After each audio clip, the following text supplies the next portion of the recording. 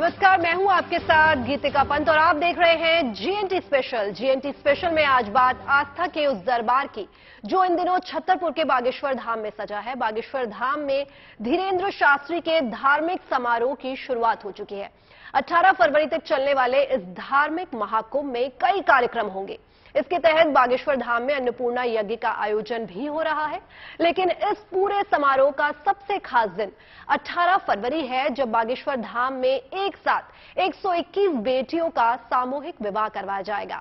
दरअसल बागेश्वर धाम में हो रहे इस समारोह के लिए दूर दूर से भक्तों और साधु संतों का मजमा जुट चुका है। आइए आपको दिखाते हैं कि बागेश्वर धाम से हमारी ये खास और स्पेशल रिपोर्ट।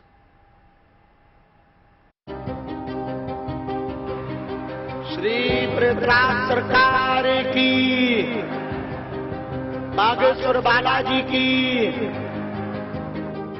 बाबा बागेश्वर के द्वार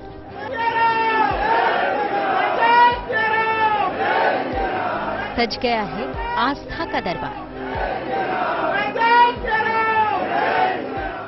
बागेश्वर धाम में धीरेन्द्र शास्त्री का धार्मिक महाकुंभ शुरू हो गया है।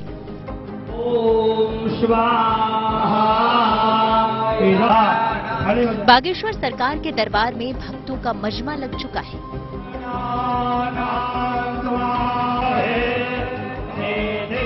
विवादों के बीच 13 फरवरी से मध्य प्रदेश के छतरपुर में मौजूद बागेश्वर धाम में श्रद्धा के समागम की शुरुआत हो गई है। बताया जा रहा है कि पूरे हफ्ते चलने वाले इस कार्यक्रम में बाबा के अपार भक्त और कई बड़े धर्मगुरु तो होंगे ही, इसके अलावा कई राजनेता भी शिरकत करने वाले हैं।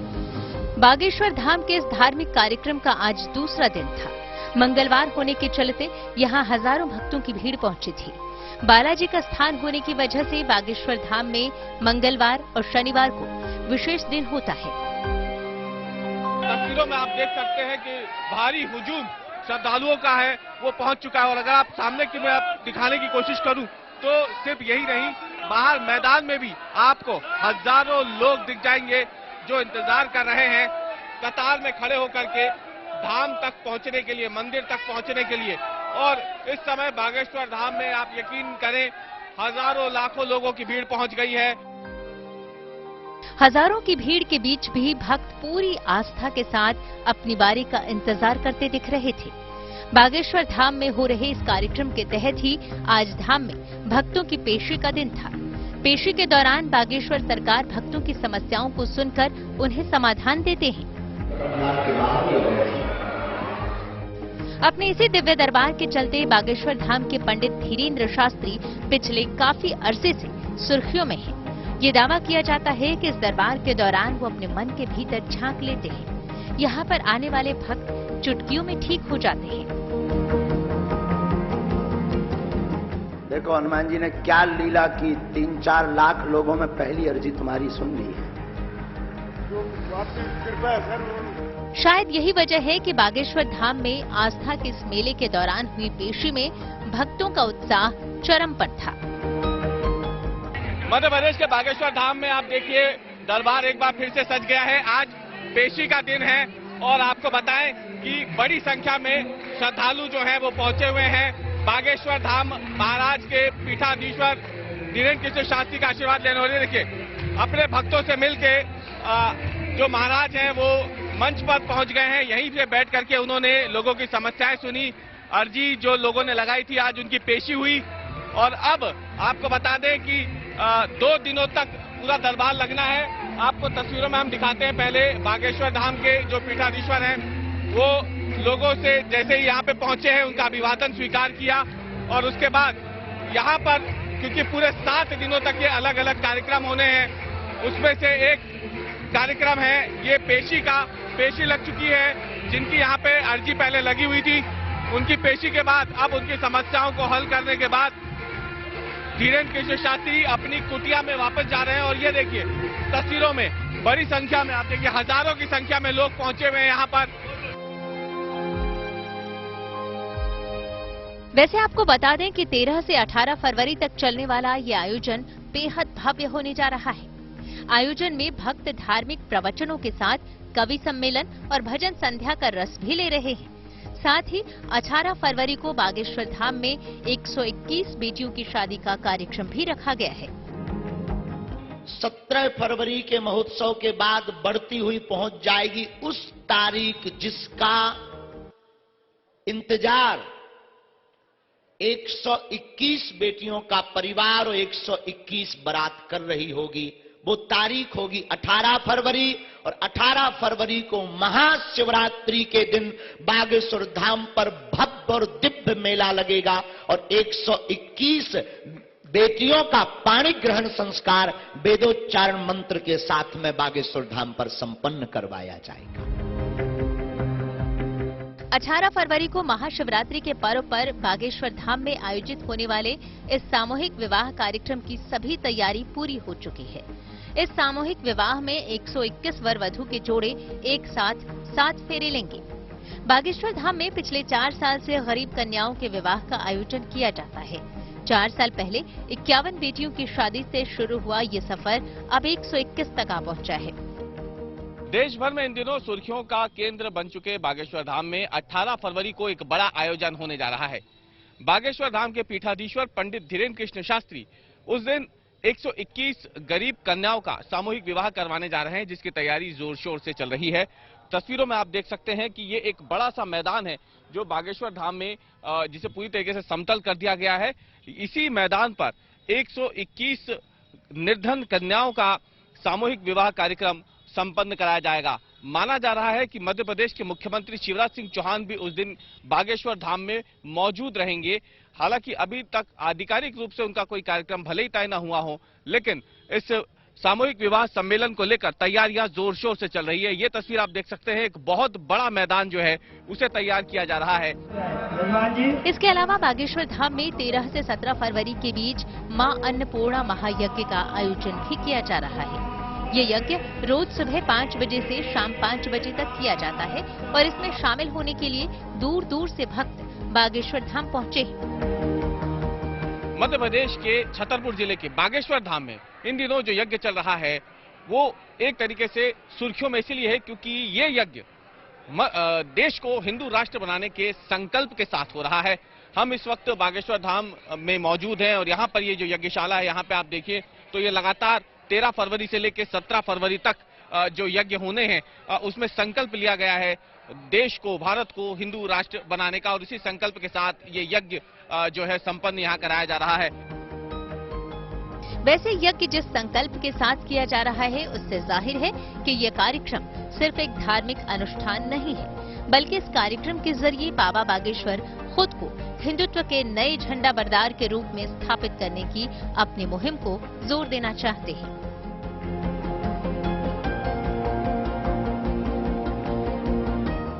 छतरपुर के बागेश्वर धाम से रवीश पाल सिंह के साथ bureau report, good news today.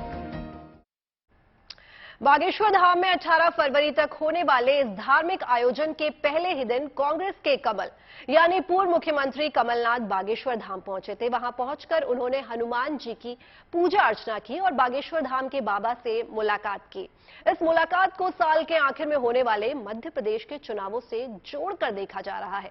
वैसे पंडित धीरेन्द्र शास्त्री तो ये दावा भी कर रहे हैं कि सूबे के सीएम शिवराज सिंह चौहान भी जल्द उनके धार्मिक समारोह में पहुंचेंगे। एमपी में चुनावी साल होने के चलते बाबा के चमत्कार को ये सियासी नमस्कार कई मायनों में अहम हो जाता है। भारत को हिंदू राष्ट्र बनाना बहुत आवश्यक है। 18 फरवरी को महाशिवरात्रि के दिन बागेश्वर धाम पर भव्य और दिव्य मेला लगेगा। करोड़ों हिंदू इस 13 फरवरी से 19 फरवरी तक यज्ञ में ईश्वर से कामना हिंदू राष्ट्र की करेगा।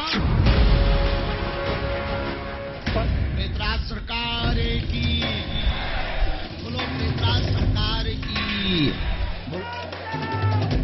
दरअसल आस्था का जो रास्ता ईश्वर तक ले जाता है वही उसके भक्तों से होकर भी गुजरता है।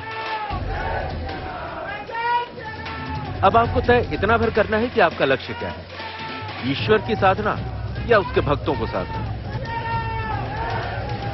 इन दिनों छतरपुर के बागेश्वर धाम में साधना और साधने के बीच की यही बारीक लकीर इधर से बन रही है, उधर से मिट रही है। प्रेतराज सरकार की।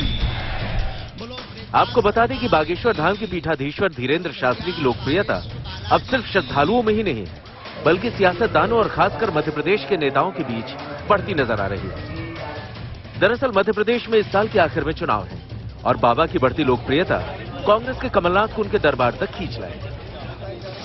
चुनाव से पहले हिंदुत्व की पिच पर खुलकर बैटिंग कर रहे पूर्व मुख्यमंत्री कमलनाथ 13 फरवरी को मध्य प्रदेश के छतरपुर पहुंचे, जहां बागेश्वर धाम में 13 फरवरी से धार्मिक महाकुंभ की शुरुआत हुई।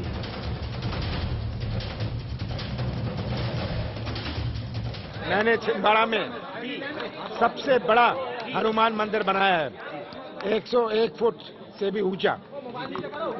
मैं हनुमान जी के दर्शन करने, प्रार्थना करने आया था कि मध्य प्रदेश का भविष्य सुरक्षित रहे।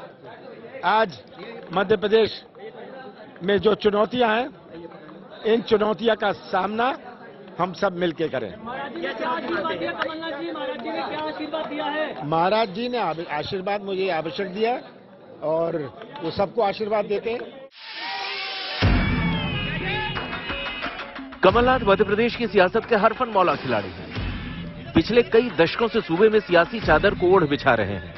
उन्हें मालूम है कि मध्य प्रदेश में वोटर्स की डेमोग्राफी और उनके झुकाव के हिसाब से फिलहाल उनके लिए मध्य प्रदेश का किंग तो छोड़िए बल्कि किंग मेकर की भूमिका में आना भी एक बड़ी चुनौती है। कमलनाथ को लगता है कि अब ऐसे में अगर हिंदू वोट बैंक साधा जाए तो मामला बन सकता है और मध्य प्रदेश में कांग्रेस एक बार फिर कमाल कर सकती है। यही वजह थी जिसके चलते कांग्रेस के कमल बागेश्वर धाम पहुंचे थे। बागेश्वर धाम में 13 फरवरी से ही पंडित धीरेन्द्र शास्त्री ने अपने हिंदू राष्ट्र वाले एजेंडा को आगे बढ़ाने के लिए महायज्ञ शुरू किया है। हम ऋषि परंपरा का अनुकरण करने वाले भारतीय सनातनी लोग हैं। हमें अपने वेदों पर, अपने इष्ट पर, ईश्वर पर भरोसा है कि हम जो अपने इष्ट से मांगते हैं वो परमात्मा दिल खोल कर देता है। तो जब करोड़ों हिंदू इस 13 फरवरी से 19 फरवरी तक यज्ञ में ईश्वर से कामना हिंदू राष्ट्र की करेगा तो भारत हिंदू राष्ट्र बनेगा। जाहिर सी बात है, इसी बीच बागेश्वर धाम पहुंचे कमलनाथ का सामना भी इस सवाल से होना ही था। कमलनाथ से जब पूछा गया कि बागेश्वर बाबा की हिंदू राष्ट्र वाली मुहिम को लेकर वो क्या सोचते हैं, तो जवाब में कमलनाथ ने बीच का रास्ता निकाला। न इधर की न उधर की, होगी तो सिर्फ संविधान की। भारत जो है, भारत अपने संविधान के अनुसार चलता है। बाबा साहब अम्बेडकर ने संविधान बनाया था, जो संविधान जो संविधान भारत का है वही संविधान भारत का है। संविधान के नाम पर कमलनाथ ने भले ही सवाल से पल्ला झाड़ लिया, लेकिन धीरेन्द्र शास्त्री के अपने तर्क हैं। हिंदू राष्ट्र में ही उन्हें देश की अखंडता का फॉर्मूला दिखता है। सामाजिक समरसता, सब में प्रेम, सर्वधर्म समन्वय। हिंदू राष्ट्र का मतलब हमें किसी धर्म से या पंथ से, धर्म तो सिर्फ सनातन है, हमें किसी पंथ से मतलब नहीं, किसी पंथ से दौराए नहीं, अपितु बार बार सनातन धर्म की जो अवहेलना की जाती, उस अवहेलना से बचाने के लिए वह भारत के अंदर की अखंडता ना खंड खंड हो, इसलिए भारत को हिंदू राष्ट्र बनाना बहुत आवश्यक है। वैसे चुनावी साल में मध्य प्रदेश में हिंदुत्व वाली बयार कई जगहों पर बहती नजर आ रही है। मध्य प्रदेश चुनाव से पहले कमलनाथ और शिवराज दोनों ही सियासी साधना में अपनी अपनी तरफ से आहुति देने में जुटे हैं। अब से कुछ दिन पहले मुख्यमंत्री शिवराज सिंह चौहान अपने गढ़ सीहोर में मां नर्मदा के दर्शन और पूजन करते नजर आए थे। तो अब उसी सीहोर में कमलनाथ ने भी प्राचीन गणेश मंदिर में दर्शन और पूजन किया। क्योंकि धीरेन्द्र शास्त्री धीरे धीरे खुद को हिंदुत्व का झंडा बरदार साबित करने की मुहिम में जुटे हैं। जैसे जैसे वक्त बीत रहा है, एक बड़े तबके के लिए वो सनातन का चेहरा बनकर उभरते नजर आ रहे हैं। ऐसे में कांग्रेस के कमलनाथ के लिए भी उनकी अनदेखी अब मुश्किल हो गई थी। लिहाजा उन्होंने बागेश्वर धाम जाकर पंडित धीरेन्द्र शास्त्री से मुलाकात की और वहां बजरंगबली की पूजा अर्चना भी की। हालांकि बाबा का दरबार सबके लिए खुला है। उन्होंने यह भी दावा किया है कि 18 फरवरी को मध्य प्रदेश के मुख्यमंत्री शिवराज सिंह चौहान भी उनके दरबार में आएंगे जरूर। ऐसा भी हमने सुना है कि मध्य प्रदेश के हमारे यशस्वी मुख्यमंत्री महोदय भी 18 फरवरी को बागेश्वर धाम आ रहे हैं। साफ है कि बीजेपी हो या कांग्रेस, दोनों ही बाबा के जरिए राजनीतिक समीकरण साधने में जुटे हैं। बागेश्वर धाम की जमीन पर सियासत की स्याही से हिंदुत्व वाली लकीर खींचने की कोशिश जारी है। होड़ पंडित धीरेन्द्र शास्त्री का आशीर्वाद लेने की भी है। छतरपुर से लोकेश चौरसिया और रवीश पाल सिंह के साथ bureau report, good news today. वैसे महज 26 साल की उम्र में धीरेन्द्र शास्त्री देश भर में मशहूर हो गए हैं। मध्य प्रदेश के एक छोटे से गांव गड़ा से धीरेन्द्र शास्त्री का सफर शुरू हुआ था। उनके गांव के लोग बताते हैं कि एक वक्त ऐसा था जब धीरेन्द्र के परिवार की आर्थिक स्थिति जो है वो बहुत खराब थी, खाने तक के लाले रहते थे। वक्त ने करवट ली और धीरेन्द्र शास्त्री बागेश्वर धाम के महाराज बन गए और उनका दिव्य दरबार भी सजने लगा, जहां दूर दूर से आए भक्त अपनी अपनी फरियाद लेकर पहुंचते थे।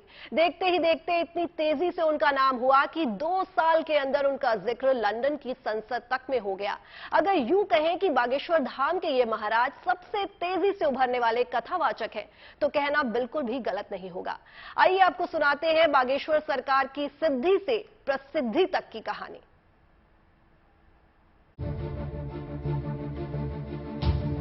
ओ साधु जी, जोर से बोलो। सनवा क्या दिक्कत बताई थी भैया? डॉक्टर ने तो दवा का बताया। अच्छा, हमने ऐसा लिखा, पढ़ी और आगे पढ़ी। डॉक्टर अनुसार हार्ट में दिक्कत व इन्फेक्शन फैल गया था। पहले हमारे डिब्बे से किसी ने पैसा चुरा लिया, 2 बच्चे हैं। आपके घर से 31,500 रुपया की चोरी हुई है।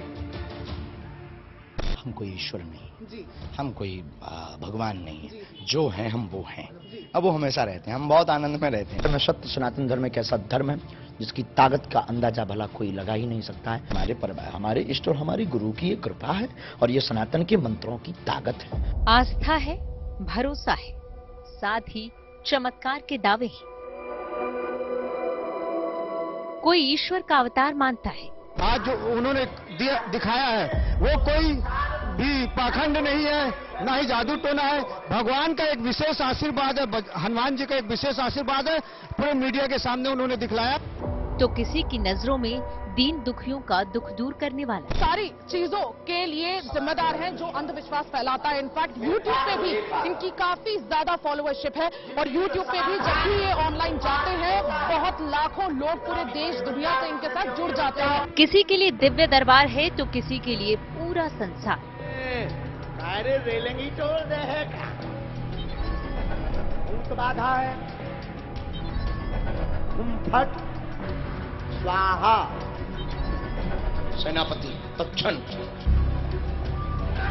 दरअसल महाराज पंडित धीरेन्द्र कृष्ण शास्त्री को समझने के लिए चलना होगा मध्य प्रदेश के छतरपुर जिले में बने बागेश्वर धाम।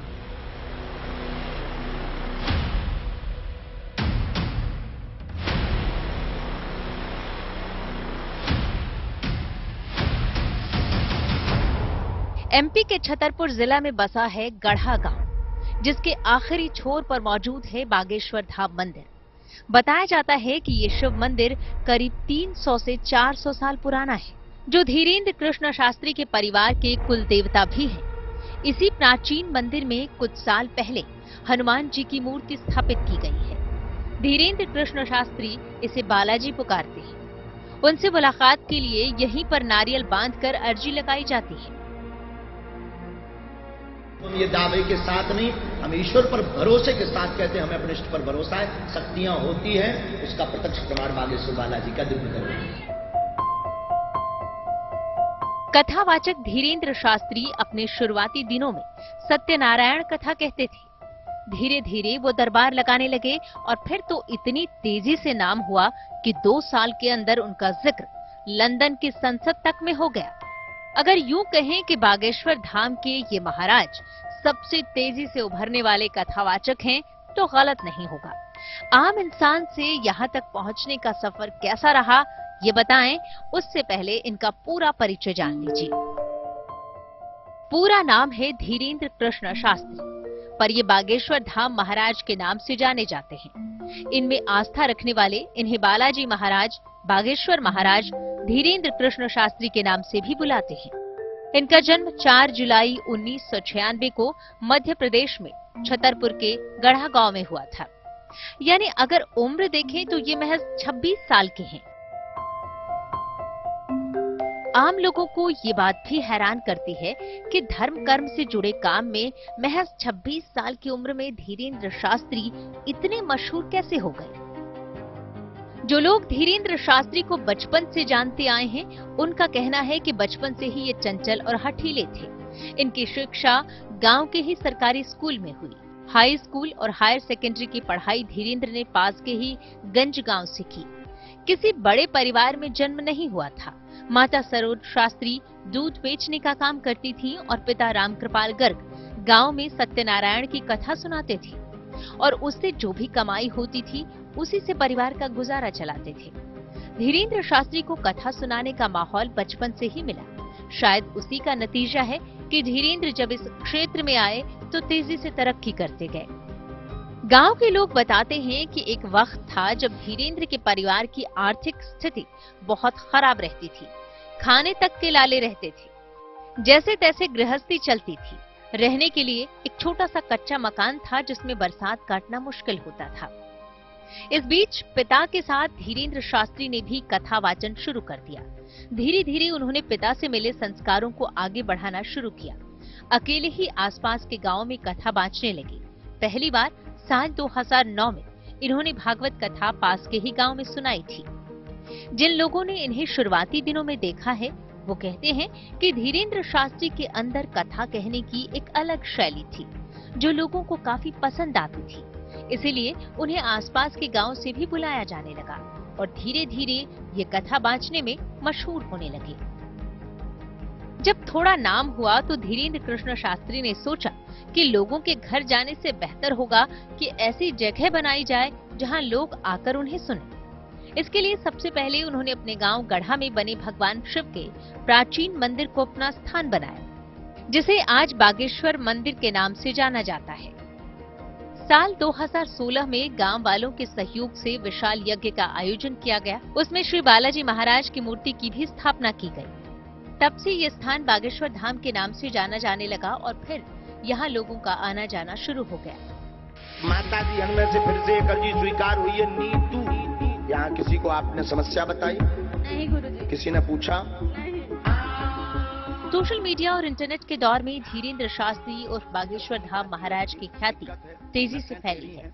कथा वाचन और चमत्कारों के छोटे छोटे क्लिप्स तेजी से वायरल होते हैं, लाखों व्यूज मिलते हैं। इसका असर इनकी फैन फॉलोइंग पर होता है।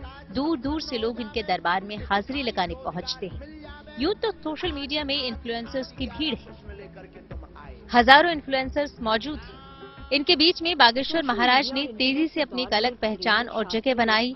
जो लोग सोशल मीडिया को समझते हैं, उनका मानना है कि बागेश्वर धाम के महाराज की शैली उन्हें औरों से अलग बनाती है और यही वजह है कि वो जनता के बीच तेजी से मशहूर हुए।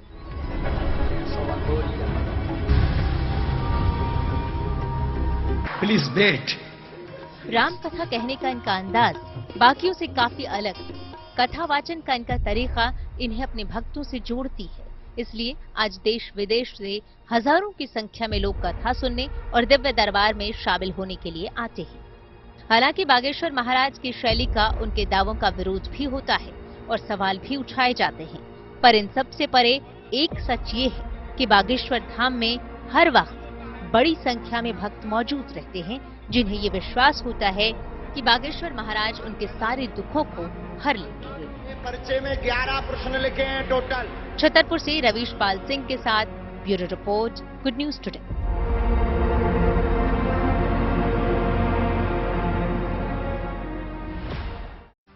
फिलहाल जीएनटी स्पेशल में बस इतना ही, लेकिन आप बने रहिए जीएनटी पर, क्योंकि यहाँ खबरों का सिलसिला यूं ही जारी रहेगा।